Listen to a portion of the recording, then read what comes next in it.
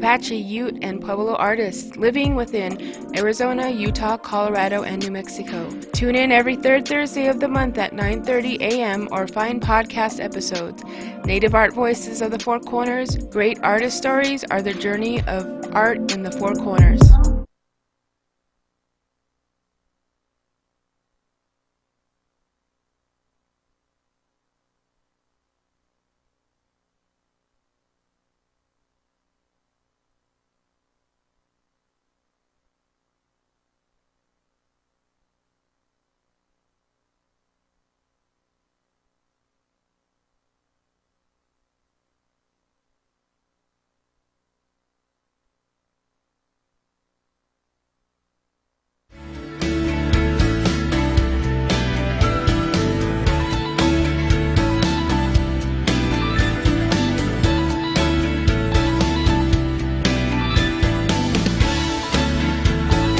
Ten minutes past 8 o'clock. It is Thursday morning, the 9th day of July, 2026. Good morning, everybody. I'm Scott Micklin. Thanks for tuning in to KSJE 90.9 FM over the air right here in San Juan County, New Mexico. In Durango, Colorado, you can tune us in everywhere at 103.3 FM. And if you're listening to my voice from anywhere else on planet Earth, you've gone to our website to do that, ksje.com, or maybe you're listening through the KSJE radio app, or maybe you have asked your smart speaker to play KSJE. No matter how you got here, we're glad that you are here this morning. Welcome also to folks who are watching me right now. The video of this program is streaming out live to the KSJE Facebook page and also to our YouTube channel. So we have a whole bunch of folks joining us this morning, which is good because we're going to be talking about economic development, getting an update in the summer from Tim Gibbs, the CEO of Four Corners Economic Development. Stay tuned for that conversation. Lots going on, so stay tuned for that coming up in the next few moments here on KSJE this morning. Of course, Mick Hess will be here next hour with our classical music program, Roving with the Arts. That starts at 9:06. You can also connect with us on other social media platforms. If that's your thing, you can find us over on Instagram, Blue Sky, X, and Nextdoor now. So find us there as well.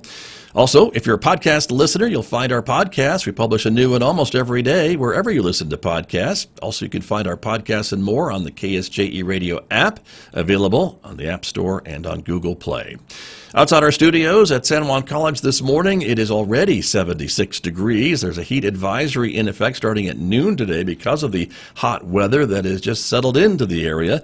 Hot today, 95 with sunshine in Farmington, 68 overnight. Hot again tomorrow, 95 on Friday, 97 by Saturday, 96 by Sunday. Cooling off to 92 Monday and Tuesday. Maybe some showers coming in to cool things off on Tuesday night.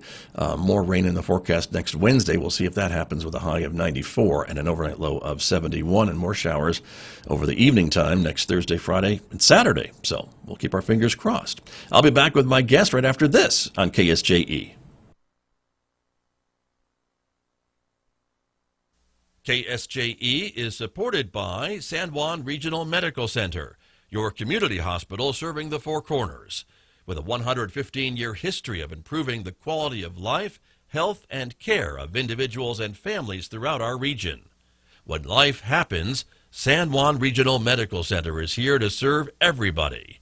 Find out more at sanjuanregional.com.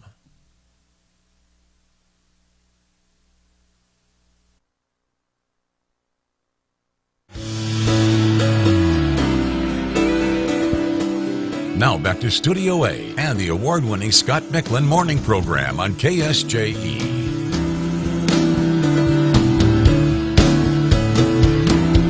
I'm back in the studio this morning with my guest, as I mentioned, the one and only Tim Gibbs is here from Four Corners Economic Development. Mr. Gibbs, welcome back. Good to see you. Happy to be here. Thank you. You bet. Good to have you here.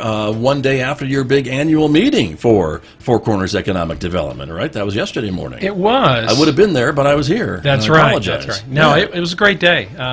Good. It's a day where we kind of look back over the last year, and with a little bit of a prognostication of year to come. Right. We also passed the gavel between chairmen. Mm-hmm. Our chairman served for 2 years, so Vince Moffett passed the chairmanship to Andy Hawkins, Andy Hawkins is the community engagement manager for Intech, Navajo Transitional Energy Company. Nice. Right. Big economic development player, I would say, in the community. Both of them are. Vince True. is the largest Basin Health Companies. Yeah, largest private employer in the county. Right. And Intech is as well, great partners as well. And it's always interesting when you have a chair of a organization like ours, because each one will have its own priorities. They have their own management style. And for me, it's just an opportunity to learn. It's completely different, and it always is. And I've spent some time with Andy sitting down of what he wants to see, how he wants to see it, what's the best way to keep him informed, all of those type things, because he's got a day job too. Right. Yeah, a big one. Yeah. Right. These are important entities.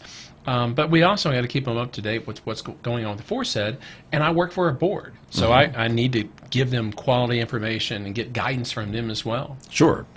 What are you seeing from this new chair as far as what his priorities are? Is there anything new that maybe you hadn't been focused on before, or similar stuff just in maybe a little different way? Well, and I think it's the second one, because we have a strategic plan, and we're always going to take advantage of opportunities as they come along. But there were some things that he identified to the group when he spoke yesterday that was going to be important to him. He wanted to make certain that, first and foremost, that we were taking care of the people we serve. How can we help you? How can we be the best partner? How can we do things to make your business better?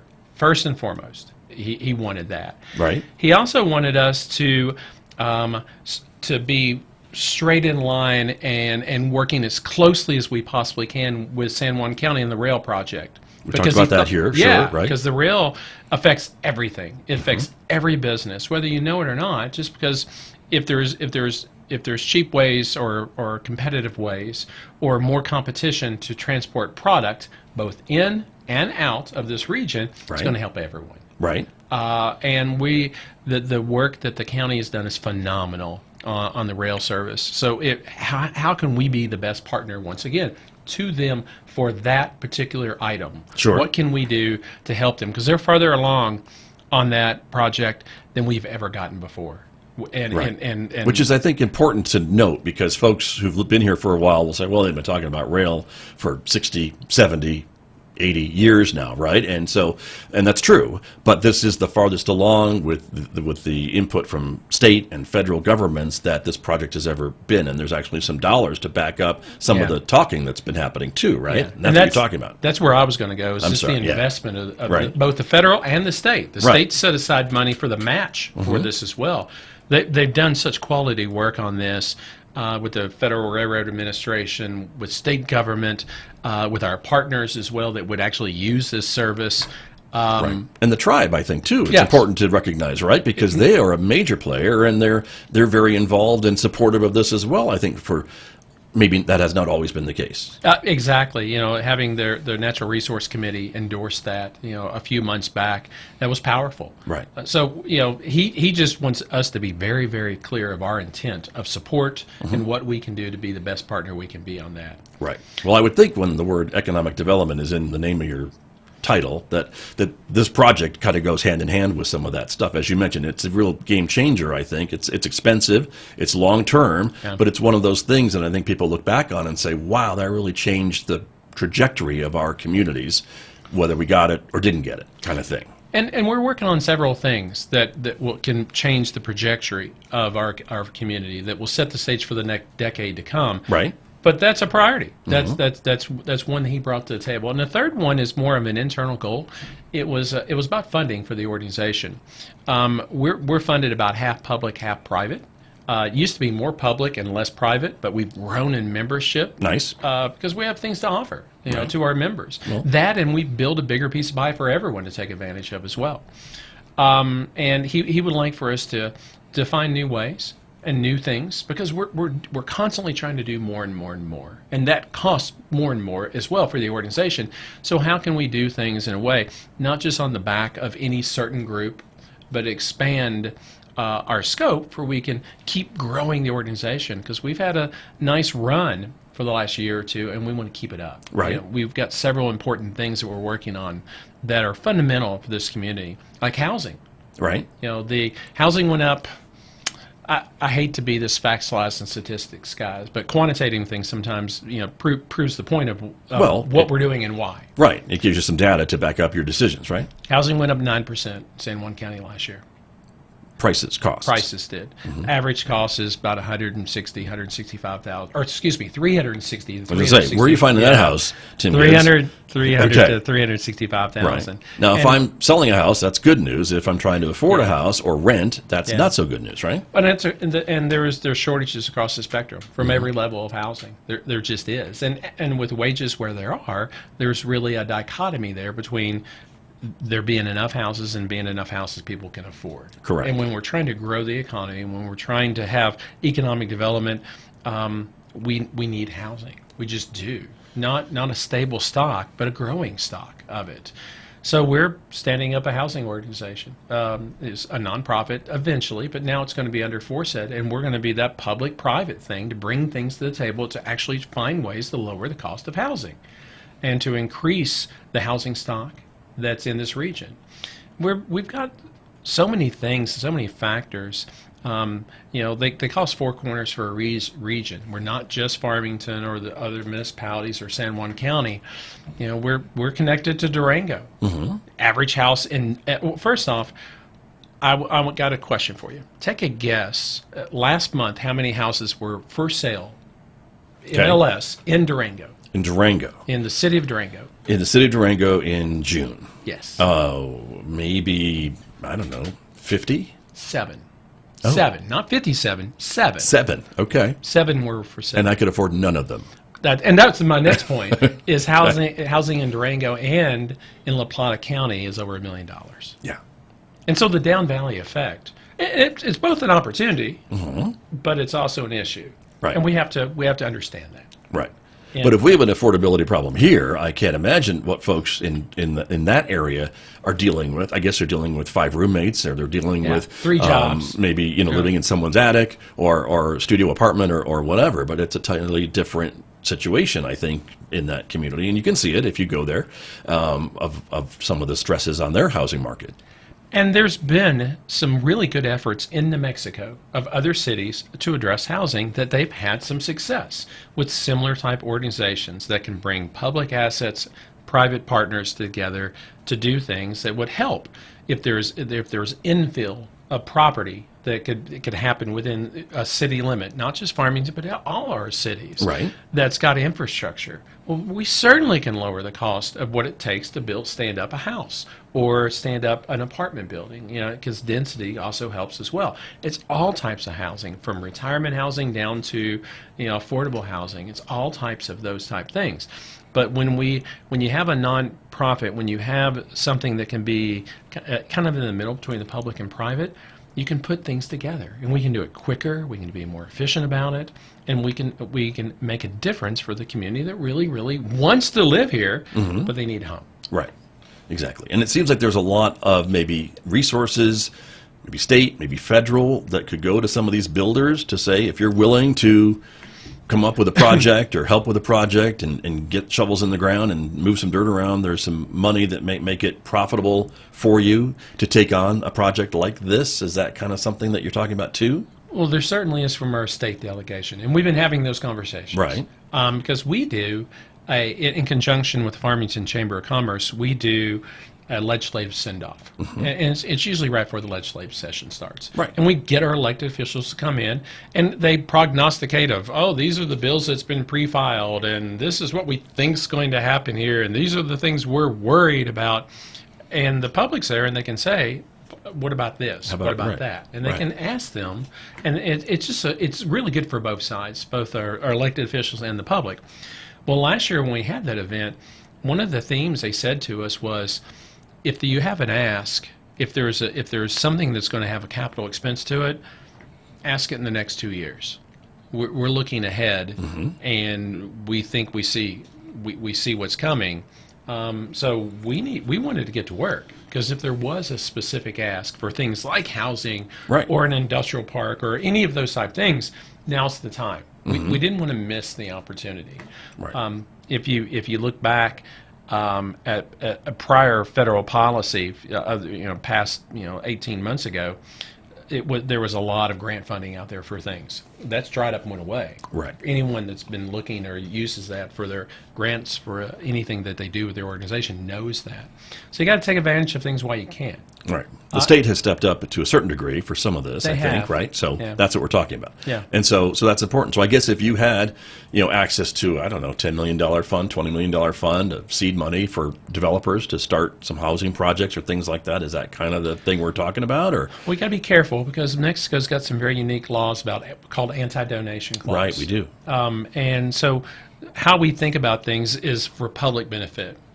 If it's infrastructure that has a public benefit, meaning that if one of our municipalities has got restrictions on water and they need to upgrade their water, what can we bring to the table that would help with that? Right. Would it lower the cost of a water tap? Would it lower the cost of a sewer tap? Would it lower the cost? So we're looking at all the costs of development, what we can do, and what we could do in a way that has a public benefit, but also would have an immediate impact to the cost and the affordability of the product that the private sector is having. It may be that lots or areas that are close to infrastructure that haven't been infilled would be a good product to take a good hard look at to see if that's the highest and best use currently, Right. or would it be better used for housing. And so there's several things that come to the table. It's not just a one-answer playbook, but there are a lot of communities out there that has initiated these things, had great success with these things that we can emulate and build upon while making it uniquely San Juan County and the municipalities we have as well. Gotcha. Well, good luck. I think it's an exciting idea, right, to try to come up with these solutions. It's a problem that's not just San Juan County that's facing. I think it's nationwide about housing affordability for sure. But certainly there are some unique things and maybe some unique answers and solutions that it sounds like you guys are working on here locally. And there's been so much inflation in it as well. If yeah. anyone that Well, right. goes out and tries to build a new house, it's tough. It's a tough gig. Right. It's even tough to get financed. Part of this will even be credit counseling because some people may need to rebuild their credit for they can be in a position that they can move into something like that as well. So Right. there's all kinds of assets and or facets to this with partners that we can do to put the community on maybe a better course. Yeah, very true. Well, thanks for bringing that to us. Keep us updated as to how it's going with the conversations you're having with your private and public partners to move this forward and what the state's able to contribute. You've been traveling, I know, a little bit, and maybe you have some more international connections to tell us about. Well, first off, when people hear the word international, maybe their ears perk up like, why? Why would we do those things? What we've been trying Well, to we're do... barely a state. People recognize, No, that's not it. Okay. For the last 2.5 years, we've been trying to put ourselves front and center for people to see the opportunity that New Mexico and northwest New Mexico has to offer. For a lot of time, we have been what some would consider a flyover. You're on your way to L.A. or going to Texas or whatever it may be, or Arizona. We want to put ourselves in position where we can compete. To show the people we have, the community we have, and how people can be successful here, like a lot of other companies that are here They now already figured it out. Yeah. doing that. There's some things going on also in policy-wise that has driven some opportunity as well. Last week I was in Canada. We met with 7 companies in 2.5 days. Kept the roads hot.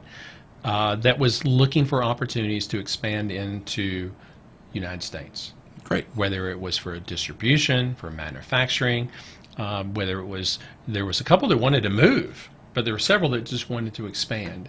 The Canadian market's 37 million people. United States is 337 million people. And things have changed from post-COVID on. It's not just tariffs, even though that's part of the conversation. Sure. But even during COVID, for the first time, 100 years, the borders were closed. And for companies in Canada, where their primary market was the United States selling their product, it was really, really difficult for them. And many of them was like, well, we can't go through that again. And not saying there's going to be another epidemic, but I think they realized that the United States market is not just important, it's incredibly important for growth. Sure. So we met with 7 different companies and got to be the first to the table. because many times when we get projects, we get them from the state. But if we get it from the state, 40 other communities got it too. In the state. Yes. Right. They're And just then- being fair for everyone, Yeah. right? Where they're saying, hey, If this is an they're on the opportunity. list. And on top of that, they probably just didn't come to New Mexico. They probably went to Arizona and New Mexico and maybe even Colorado as well. Right. So we're one of many when we get one through the traditional channels. When we use things like lead generation that puts us in front of companies individually, we're usually the first one they've talked to.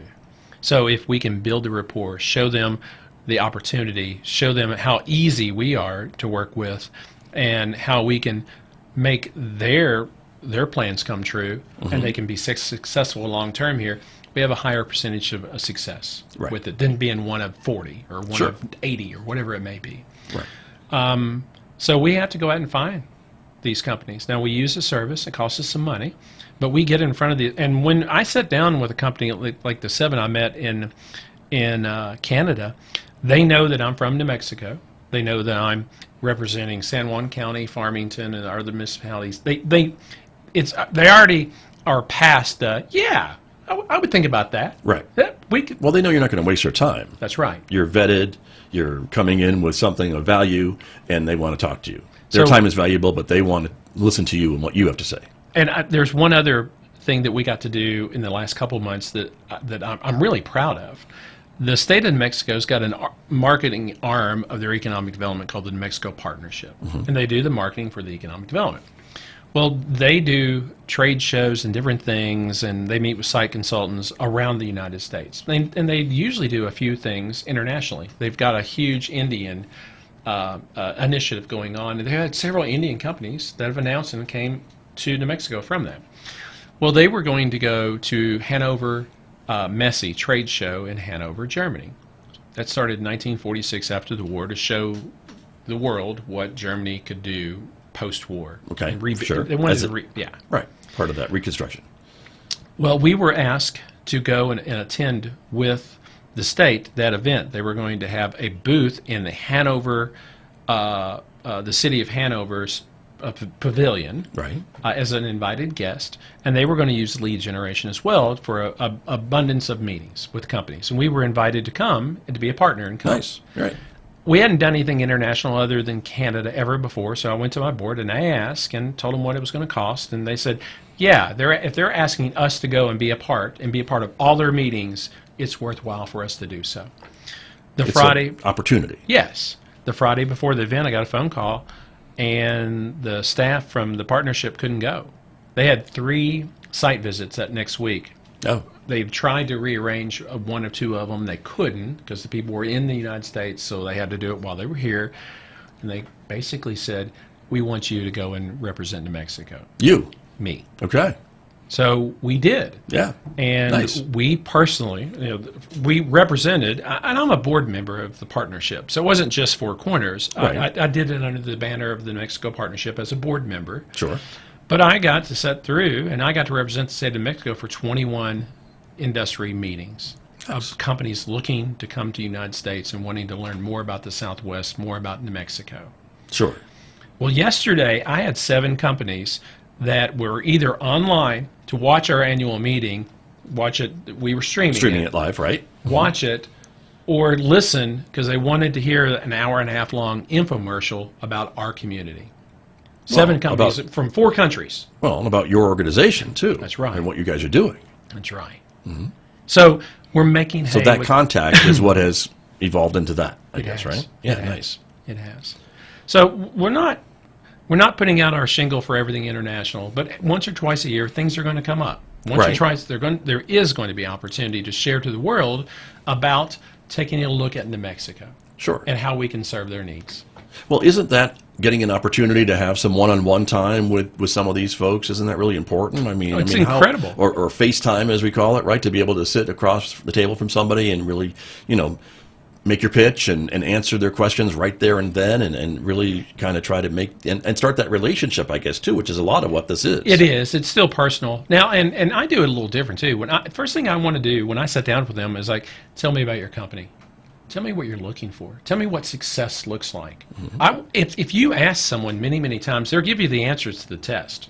They will tell you the matrix, or the things that are actually, otherwise you're just guessing and you're hoping that you cover it with all the things that you say. Right. But if you know that these four things are most important to them, if you know that workforce, if you know that proximity to whether selling or buying, whatever it may be, if you know the answers, or at least their answers, you can tailor your comments for you can show the opportunity of your community. Right. We can never make a bad deal good, but we can certainly make a good one better.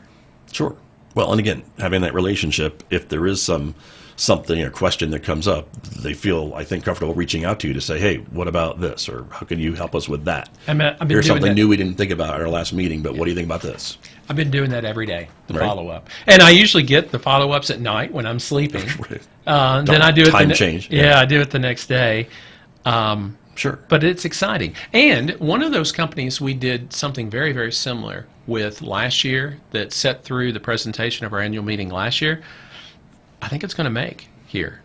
I think it's going to take a little time, but I think it's going to make. I think something's going to come from it. Okay. So being the first at the Now you're table. teasing us. A little bit, Okay. yes. All right. But being first at the table, knowing your product, having good product to market, having good people, good sites, people aligned, pull on the same rope together, public, private. This is a good place to raise your kids. Good schools. I mean, this college we're setting on the campus of now, the attributes they bring to the table. I've got not just a story. I've got opportunity to share. Right. Very true. But you're a patient man. I don't know if I could do it because some of this stuff is really long term, right? I mean, you are putting these seeds in the ground to hopefully sprout something pretty big, and it may take 6 months, a year, 2 years, 5 years, right? I mean, you've got to be patient with some of these folks, right? As they put their plans together to make that announcement. But the more seeds we plant, the more of a crop you will harvest. That's true. So it just goes into the funnel, and then we manage it. We use CRM. We use some really, really good ways to communicate back and forth with them. Reminders to say, hey, how's it going? Right. Anything else I can do, or let me tell you about this, or just to keep the rapport and the conversations going. Sure. Well, and again, I think it's a lot of it's. I think a lot of business. Someone's very famous probably had a quote that said, "All business is relationship based," or something like that. And I think that's very true, right? And when you make good relationships and can talk to the other people and and make things happen, I think people have a trust and big things happen in that regard. Well, even small things add up to big things. And I will say this, it doesn't have to be a company from Germany or Canada. They can be from Kansas. If you can make it easy for them, if they have confidence and faith in both you, the organization, the community that's being represented to them, then they're much more likely to say, yeah, this is where I want to be. Right. And so many businesses, whether they're family businesses or whatever it may be, they reach a point where if they're going to take the next step, they've got to expand out of their home community where they started. They just can only grow so much from their home community. Right. But if you understand that, and you understand that trepidation that they have of trying to make the right step and trying to have the right process to learn and to know what's important and then to check those boxes along the way, you can do it in partnership with them. Yeah. Very true. Very true. We are almost out of time. Tim Gibbs, Dr. Tim Gibbs, and so in our final minutes, I want to ask you a little bit about that new prefix you have on your name now. I can call you Dr. Tim Gibbs, right? Because you have now earned your doctorate degree. I did. Congratulations. It's really strange for me to hear that. It's still gives me the chills a little bit to hear it. Well, yeah, but you earned it. I did. You earned it, and you've got the diploma. You framed it, and you've got it ready to go up in your office. I think, right? Yeah, You're telling me. Yeah. Good All I need's a nail. Okay. Yeah. I bet someone will get you one. And I tried getting my doctorate. I got it in educational leadership, but it's got a focus in career and technical training, adult education. And I tried doing it in something that made me better at this job. Mm-hmm. And my capstone is on workforce participation. And it's an in-depth qualitative look at why people work or why they choose not to be in the workforce. And it's pretty telling. Many, many times it's not for the reasons you may think. sometimes people live lives that are very, very challenging, and it's difficult, and they need support systems around them to take the transition from one step to the other. And many, many times they've also got to be able to see that if they take that step, they're going to be better off than they are now. But by knowing these things and being a practitioner that works on economic development, it helps me to focus on the type of things that's going to have the maximum benefit for the community, for the benefit of the entire population. Nice. Well, and again, you've got the research to back that up, right? And you probably learned a few things too, putting this together. And now I'm trying to get published. Yeah. Yeah. Very good. Well, good luck to you. Congratulations. Glad to have someone with now all of your credentials working in our corner and putting us out there on the world stage. And local as well. And local as well. Thank you. Very true. Tim Gibbs, my guest this morning here on KSJE. We'll see you again next month. Yes, sir. All right. Very good.